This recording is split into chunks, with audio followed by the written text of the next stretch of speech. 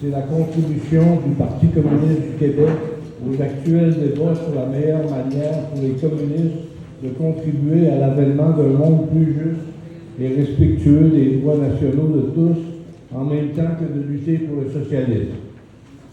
Le sujet que nous touchons ici est moins abordé que d'autres, mais il demeure crucial pour le développement des luttes anti-impérialistes. La lutte contre la domination de certaines nations encore sous le joug de l'impérialisme isole les États-Unis et fait reculer la menace de guerre.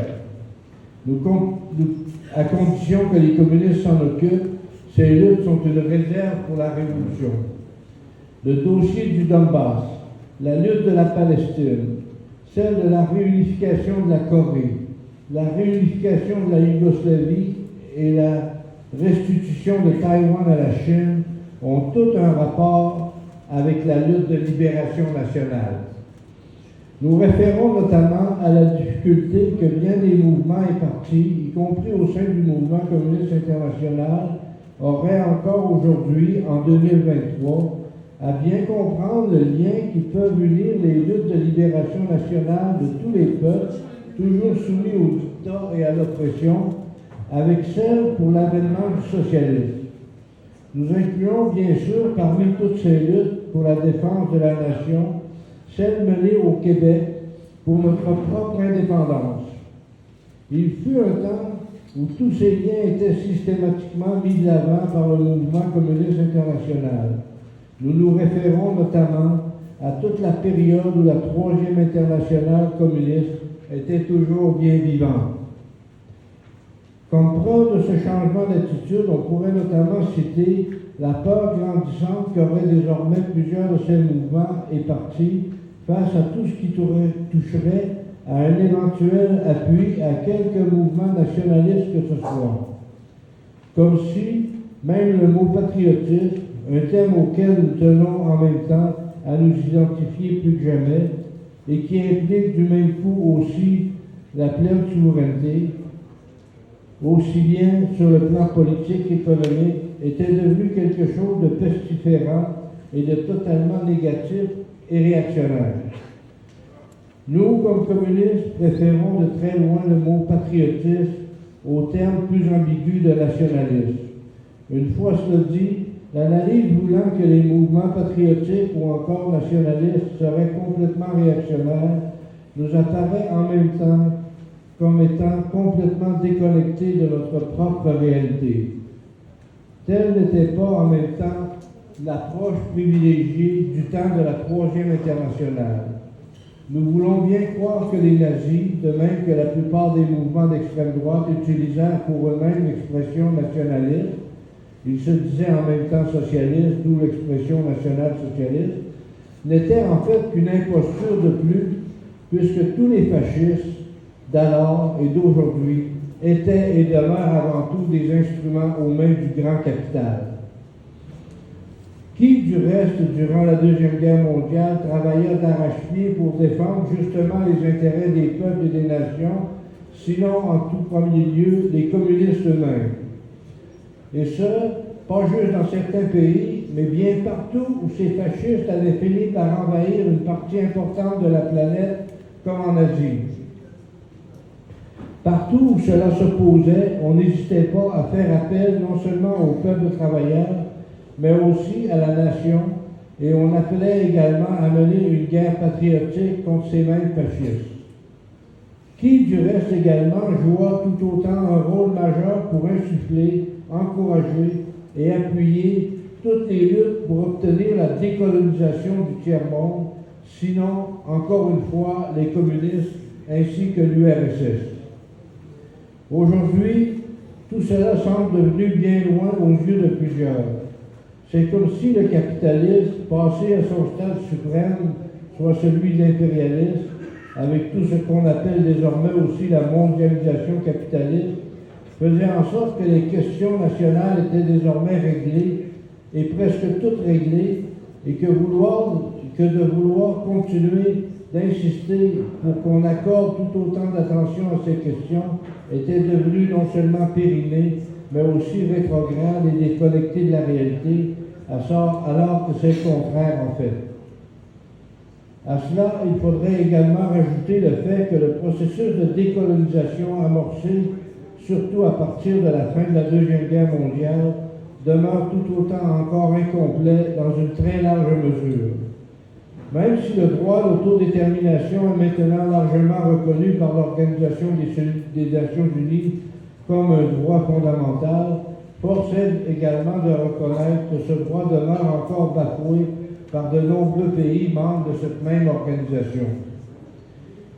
L'autre argument supposément plus convaincant et voulant que la mondialisation capitaliste rendrait de plus en plus caduque le besoin de renforcer les nations, ainsi que leur souveraineté respective, ne tient pas plus la route.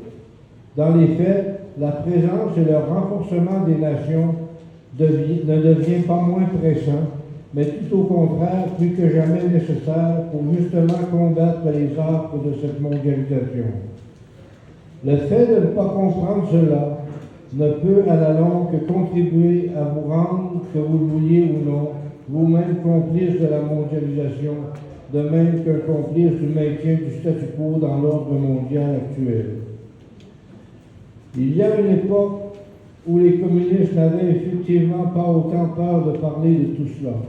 Toujours du temps de la Troisième Internationale communiste, on allait encore plus loin, en caractérisant ces mêmes luttes menées contre l'oppression nationale de réserve pour la Révolution, au même titre que pouvaient également l'être les luttes menées contre l'oppression des femmes, ou les luttes menées contre les fascistes, ou encore le combat pour la paix, de par leur capacité de mettre en branle toutes sortes d'autres franges de la société dans le processus révolutionnaire, bien au-delà de la seule classe ouvrière. Non seulement cela, mais toutes ces luttes ont toujours le potentiel de remettre en cause partout où elles peuvent éclater l'ordre établi qui aura au départ permis que de tels fléaux se propagent et surtout puissent continuer de se consolider. Nous en avons notamment pour preuve le fait que bien des révolutions socialistes se seront développées au départ sur la base d'un ou de plusieurs de ces mêmes combats qui avaient quand même comme caractéristique d'être tous de type pluriclassiste. Nous, communistes du Québec, comme d'autres partis, sommes d'autre part convaincus du fait que jamais nous ne pourrons accomplir quoi que ce soit de vraiment constructif et de durable dans le cadre de notre combat pour le socialisme si nous ne prenons pas dès le départ aussi à cœur de nous impliquer tout autant dans le combat pour nos propres droits nationaux. Un des arguments souvent utilisés pour vouloir bouder ces mêmes terrains de lutte serait le fait qu'on retrouverait en même temps, et ce, de manière assez courante, un certain nombre de gens souvent très liés avec les mouvements d'extrême droite. Mais encore là, pareil argument ne saurait vraiment tenir la route. De un, ces gens d'extrême droite, on finira toujours par en trouver un peu partout, et s'il fallait uniquement se fier à cela, alors on ne ferait plus rien. Les mouvements d'extrême droite haïssent littéralement tout ce qui est progressiste, tout ce qui fait penser à la gauche, et ils haïssent encore plus les communistes ainsi que leur programme pour le socialisme. Est-ce que cela les empêchera pour autant d'aller vers les travailleurs, là où ils se rassemblent et s'organisent, juste pour pouvoir plus efficacement, dans leur tête toujours, contrer les avancées de la gauche? Bien sûr que non. De deux, à supposer qu'ils finiraient effectivement par prendre sans cesse plus de place dans ces mêmes mouvements, à partir de leur propre programme particulièrement frauduleux, alors, loin de nous décourager, cela devrait nous convaincre de travailler encore plus fort au sein de ces mêmes mouvements pour combattre également leurs idées. Oui, en même endroit, c'est notamment le cas en Ukraine, les forces fascistes utilisent à fond de train une forme de nationalisme pour mousser encore plus leurs objectifs particulièrement réactionnaires. Et non, sans une certaine ironie, ce nationalisme très particulier semble en même temps avoir de plus en plus la cote auprès de bon nombre de nos élites bien pensantes dans plusieurs pays. Le tout demeure normal parce que ce type de nationalisme servirait avant tout les forces de la réaction et du statu quo, aussi bien là-bas que sur la scène internationale. Est-ce que cela devrait pour autant nous amener à remettre en question notre propre attitude face à l'ensemble des autres mouvements nationalistes et patriotiques, d'autant que ce type de mouvement, tel ceux en Ukraine, serait avant tout des mouvements complètement pervertis? Absolument pas. De toutes les manières, pareille généralisation relèverait plus de la métaphysique que d'une analyse plus raisonnée. Certains seront peut-être surpris de nous entendre dire cela, mais cela reste vrai, et cela ramène à ce que nous disions plus haut par rapport au fait que les luttes nationales peuvent souvent être aussi une réserve pour la révolution. Oui, et dépendamment de l'évolution de la situation, elle pourrait tout aussi bien finir par devenir une réserve pour la contre-révolution. Mais cela dépendra alors surtout de qui dirige au sein de ces mêmes mouvements, plutôt que du fait que ces mêmes mouvements seraient par nature réactionnaires de manière quasi innée. Comme mentionné plus haut, les luttes pour nos droits nationaux ne se posent peut-être plus exactement de la même manière pour bon nombre de peuples et de nations, puisque certains d'entre eux sont effectivement devenus souverains. Certains depuis longtemps, quoique leur souveraineté reste bien souvent plus formelle qu'autre chose. Mais partout, la question de la souveraineté, déjà réalisée ou non, elle continue de se poser avec non pas moins, mais encore plus d'acuité. Chez nous, cela se traduit notamment par le fait de dire plus que jamais haut et fort pour l'indépendance et le socialisme au Québec. Ailleurs, cela pourrait prendre d'autres formes, sauf que presque partout, on s'entend, la question de la souveraineté reste à l'avant-plan. Oui, aux États-Unis, qui continuent toujours de vouloir outrageusement dominer le reste du monde, la question ne serait vraiment pas se poser. Mais c'est comme l'exception qui confirmerait la règle. Sans réelle surprise, ce sont souvent les mêmes qui ne comprennent rien à tout cela, qui semblent tout encore incapables de comprendre ce qui peut aussi se passer sur la scène internationale, ce qui fait également qu'on les retrouve bien souvent aussi du mauvais bord de la clôture quand il s'agit de prendre position sur telle ou telle position. Nous nous référons notamment au fameux dossier de la guerre en Ukraine. Bien des gens n'hésitent pas à pousser les hauts cris au fait que le mouvement national pourrait englober non seulement des travailleurs et des travailleuses, mais aussi bon nombre de petits bourgeois et même des bourgeois. Loin de nous l'idée de prétendre que les tensions entre les différentes classes dans une même nation, qui serait en même temps toujours dans une position de dominé plutôt que de dominant, ne finirait pas par se répercuter aussi à l'intérieur même de ces différents mouvements nationalistes, parce que cela n'est évidemment pas le cas.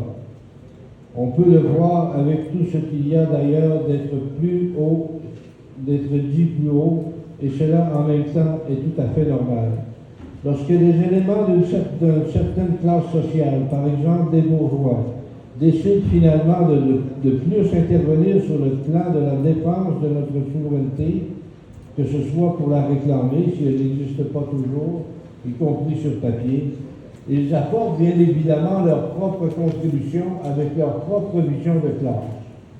Est-ce que cela devrait pour autant nous faire oublier nos objectifs ultimes, soit le socialisme et le communisme ultimement? Absolument pas. Ce que nous notons tout autant est le fait que ces éléments bourgeois de droite peuvent tout autant arriver à prendre des changements plus à gauche, tout dépendant aussi des événements, pendant que l'inverse peut aussi être vrai en passant. C'est ce qui nous amène également à dire que tous les combats de type nationaliste ne sont pas pour autant à être traités de la même manière également. Quand en même temps il est clair qu'une lutte pour mieux défendre notre souveraineté ou pour acquérir une fois pour toutes notre pleine indépendance, quand on n'a même pas encore ou pour choisir le type d'avenir que nous voulons, avec qui nous voudrions le construire, quand tout cela contribue objectivement et clairement à faire reculer les forces de l'impérialisme, comme c'est le cas présentement au Donbass ainsi qu'en Crimée, pour parler plus spécifiquement de ces deux régions, alors on ne devrait pas hésiter à prendre fait et parti pour de telles luttes. Quand les peuples se soulèvent contre les vieux dictats et réclament non seulement la fin des injustices, mais également une plus grande souveraineté pour eux-mêmes, comme cela est le cas depuis des années en Amérique latine, mais également aussi en Asie et de plus en plus en Afrique, même si cela peut se faire par des moyens que d'autres pourraient qualifier de différents de ce à quoi on ne s'est plus s'habituer nous-mêmes, alors cela devrait être tout autant le cas.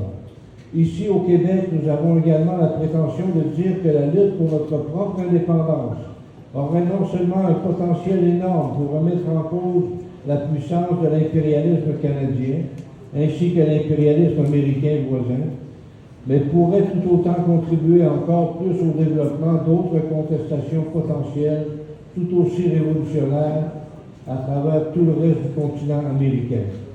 Sans réelle surprise, aussi, les autorités américaines ont toujours été contre ce projet d'indépendance et le demeurent toujours aussi. Les différents changements de gouvernement à Washington, que ce soit plus avec les démocrates, les républicains, se sont succédés au fil des années, sans jamais que la ligne de conduite vis-à-vis de nous ait jamais changé. Cela devrait nous en dire beaucoup en même temps.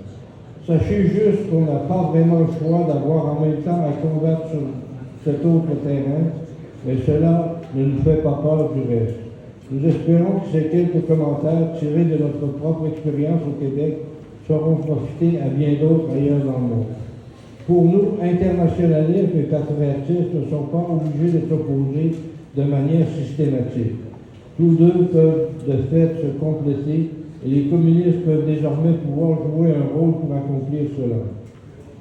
Comment arriver à faire tout cela reviendra du même souffle à chacun des différentes forces révolutionnaires de chaque pays, de chaque nation, parce que même si notre combat est en nature internationale et force en même temps de reconnaître que ce combat aura aussi forcément une dimension avant tout nationale.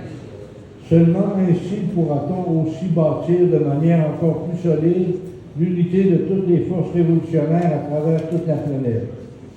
Nous nous opposons tout autant à l'idée voulant qu'un parti ou un groupe de partis aurait la seule ligne juste, que ceux qui ne sont pas d'accord devraient être tenus à l'écart.